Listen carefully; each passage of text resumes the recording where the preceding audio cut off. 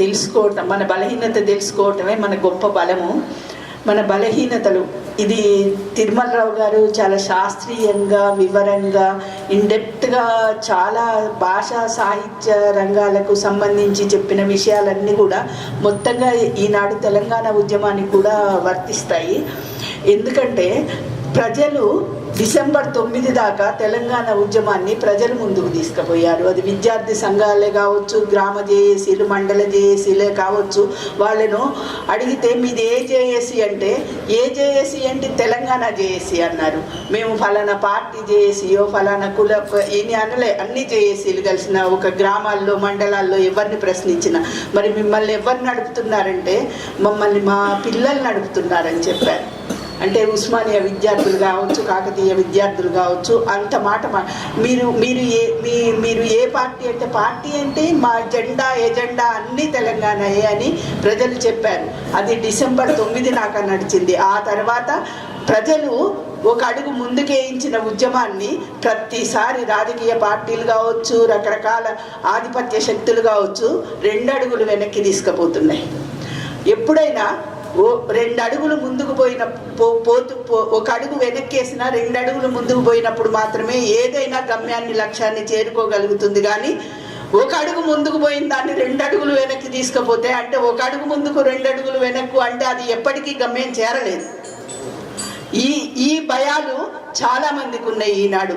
అట్లాంటి విషయాలను, ఈ భయాల గురించి, ఆందోళన గురించి చాలా నిర్మాణాత్మక విమర్శతో తిరుమలరావు గారు చెప్పారు. నిర్మాణాత్మక విమర్శ మాత్రమే కాదు, సూచనలు కూడా చేశారు.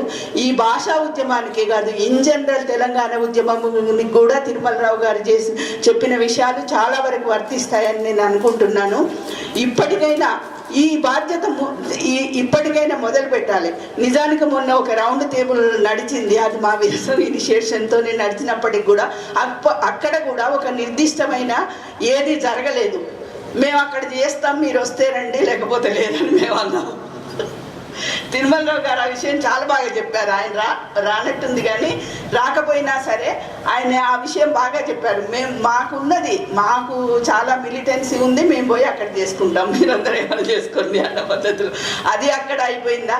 అయిపోయినాక ఏంటంటే అందరు కలిసి 3 రోజులు ఏదైనా చేయాలని, ఇప్పుడు కాదు, గౌరీశంకర్ గారు ఈ తెలంగాణ రచయిత్రుల కవులు సదస్సు జరిపినప్పుడు అప్పుడు అన్నారు.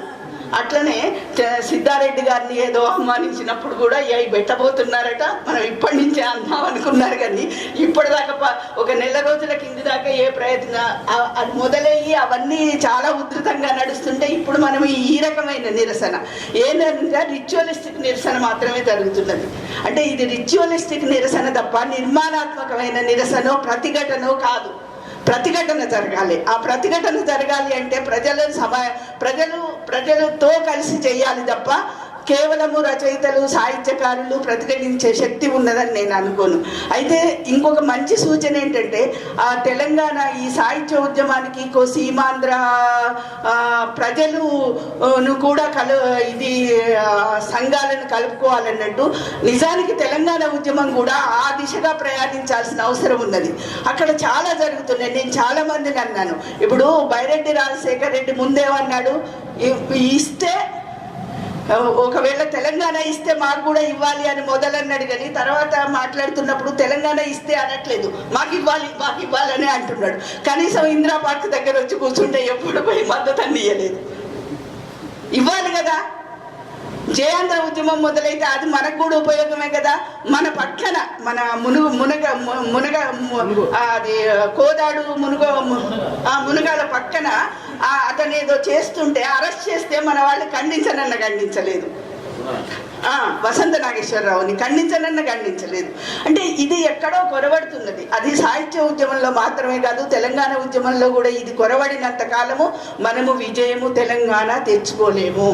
అవి గుర్తించాల్సిన అవసరం ఉంది. అంటే మనది అస్తిత్వ ఉద్యమమే, ప్రాంతీయ అస్తిత్వం కోసం జరుగుతున్న ఉద్యమము, ప్రాంతీయ సాధికారత కోసం జరుగుతున్న ఉద్యమం. కానీ ఇందులో మళ్ళీ అస్తిత్వాలు, ఎవరి అస్తిత్వం వారిదే, ఎవరి దారి వారిదే, ఎవరి గోల వారిదే. ఇది బద్దలు కొట్టకుండా తెలంగాణ ఉద్యమం ఇది ప్రతిఘటన కూడా ముందుకు పోదు. అట్లనే వస్తువు లేకుండా ఏ భాష లేదు. అంటే ఈ గ్లాస్ లేకుండా గ్లాస్ అన్న పదం లేదు. అది సృష్టించిన వాడే ఆ భాషను కూడా సృష్టిస్తారు. అది పోయింది. ఇది అంతా చాలా దీర్ఘకాలికంగా తెలంగాణ వచ్చిన తర్వాత కూడా ఇవన్నీ ప్రజల భాష. కానీ ఇప్పుడు కూడా కనీసం తెలంగాణ రాష్ట్రము సాధించుకోవటానికైనా 9 దాకా ప్రజల నిర్ణాయక పాత్ర ఎప్పుడైతున్నదో అప్పటిదాకా సజావుగా ముందుకు పోయింది. నిర్ణాయక పాత్రను కుట్రలు కుతంత్రాల ద్వారా శ్రీకృష్ణ కమిషన్ చుట్టూ గింగిర్లు కొట్టించడమా, తర్వాత ఇప్పుడు ఏం చేస్తున్నారు, పొయ్యి షిండే అంటే ఏదో మా ఊర్లలో సామెత చెప్తారు, రెడ్డొచ్చే మొదలాడు అని. అంటే హోమ్ మినిస్టరో లేక ఒక కొత్త మంత్రో కొత్త వాళ్ళు వచ్చిన ప్రతిసారి పోయి అఖిలపక్షం జరుగుతుందా? రేపు ఏముంది, చాలా సహజంగా జరిగే విషయం ఏంటంటే 2 రోజులకు ఒకసారి శాఖలు మారుతూనే ఉంటాయి. శాఖలు మారినప్పుడల్లా వీరందరూ పోయి అఖిల పక్షాలు చేస్తారు. అంటే ఇట్లా సాగదీస్తూనే ఉంటారా? ఈ సాగదీస justice delayed is justice denied. ఎప్పటికో అప్పటికి డినై చేయడానికి ఈ సాగదీత ఉపయోగపడుతుంది. ఇవన్నీ కూడా తిరుమలరావు గారు మాట్లాడిన ఈ తెలుగు ప్రపంచ మహాసభలకు సంబంధించిన విషయంలో ఆయన మొత్తము ఇన్ జనరల్ తెలంగాణ రాష్ట్ర సాధన ఉద్యమానికి సంబంధించిన ఎన్నో కూడా మనం గ్రహించి సరిదిద్దుకొని ముందుకు పోవాల్సిన విషయాలు చాలా ఉన్నాయి. అందుకు ఆయన కృతజ్ఞతలు తెలియజేస్తూ జూలూరి గౌరీశంకర్ గారిని మాట్లాడాల్సిందిగా కోరుతున్నాను.